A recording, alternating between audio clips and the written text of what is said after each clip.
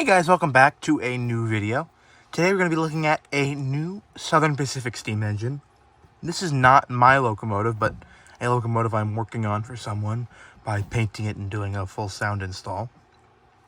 As you can see, this is a West Side Model Company out of California.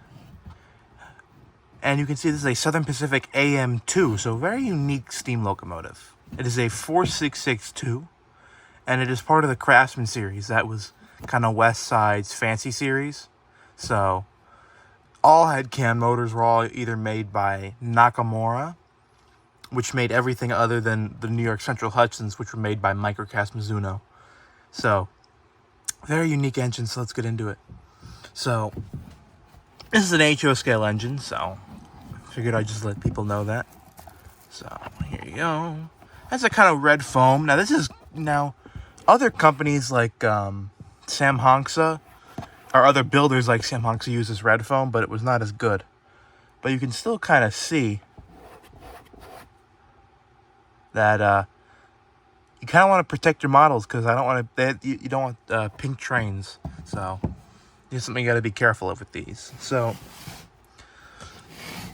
little interesting facts are these were originally built as 2662s called MM2s, which stood for Malay Mogul.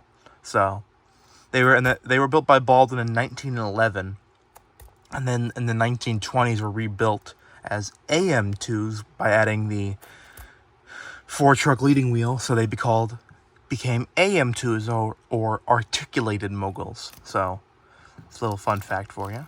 So here you can see we got the brake shoe hangers. So they did not come with brake shoes installed. So that's something I'm going to have to go through later, but little things. So you can see you got some extra parts back, just two very nice extra parts baggies. And then you got two weights. These are some hefty weights. This locomotive does not really need all that extra weight, and I'll get to that in a little bit. But we'll start with the tender. These were built as oil burners, as most Southern Pacific engines were.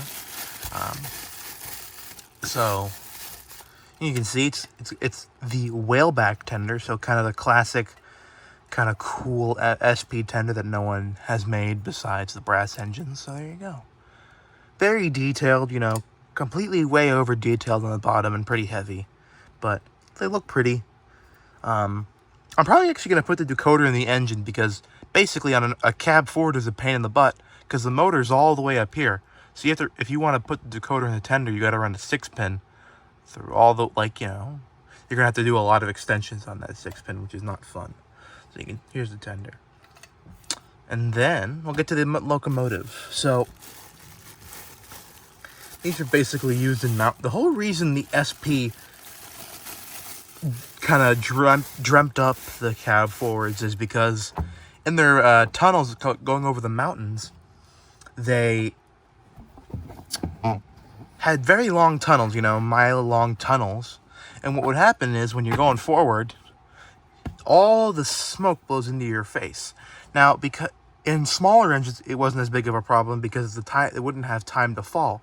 But because you're so far away from the smokestack in here, it kind of had time to fall and get in your face. So engineers didn't like that, so they made the cab forwards. Now, when you think of the cab forward, you're probably thinking of the big AC-12, but these are not big, but they're very unique. The earlier cab forwards had the flat faces, so they were not kind of angled, I guess you could say, for aerodynamics, if that's what you could call them, but they all had flat faces, so you can tell how old they are by usually if it's a flat face or a regular face. And you can see here, got open cover plates for a sound cam, and you can also see the holes for the brake shoe detail. But this has a can motor. But what's really unique is it's a very weird drive. So the motor's up here, but as you can see, the gearbox is not an idler gearbox. What they did was they basically made a drop box. So you have the motor shaft comes out here, and I think it's a chain drive actually, because there's no. I've worked on one of these before, but there's basically a chain drive that makes it so it doesn't make as much noise. and it's a very low reduction. It's like a, you know, usually when you turn a motor, it's 28 to 1, but I think this is a 10 to 1 gearbox. So they must have had a lot of extra low torque motors, because Nakamura worked on a lot of shays. So what I assume they did is, instead of making a whole new high RPM motor, or using the older Canon Redheads, which people I think don't like for some reason, I've heard they weren't powerful enough, they took these. So basically they took a really high torque, low RPM motor, made it high RPM, and now it's kind of low torque.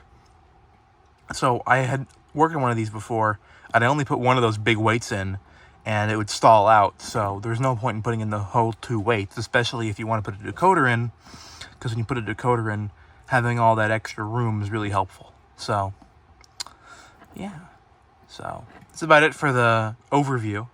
So we'll get this on the track, and then we'll get it running. Hope you guys enjoy.